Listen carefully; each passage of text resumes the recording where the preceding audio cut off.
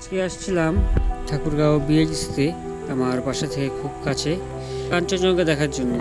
তো ঠিক হাতে এই জায়গাটাতে খালি চোখে স্পষ্ট দেখা যাচ্ছে, হয়তোবা ক্যামেরায় আসবে না। তবে ইচ্ছা আছে একদিন আপনাদের সামনে তেঁতুলিয়া থেকে খুব সুন্দর কাঞ্চনজঙ্ঘা দেখানো। আজকে বিকেলবেলায় কাঞ্চনজঙ্ঘার যে ভিউ দেখলাম, এই ভিউটা নিয়ে রুবেলের মাথায় কাঞ্চনজঙ্ঘার পক্ষে কিছু লাইন এসেছে।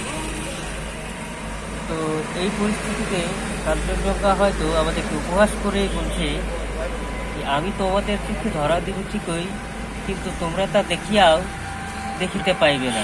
আফসোস থাকিবে চিরকাল। Exactly same.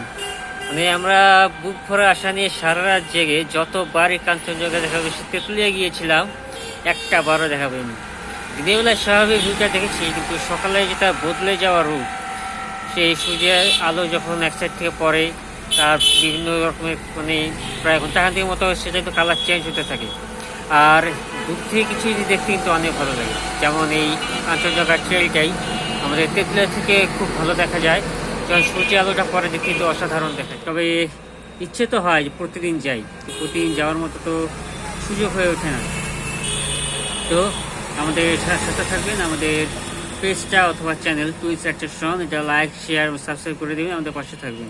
ধন্যবাদ, আবার দেখা হবে। আল্লাহ হাফিজ।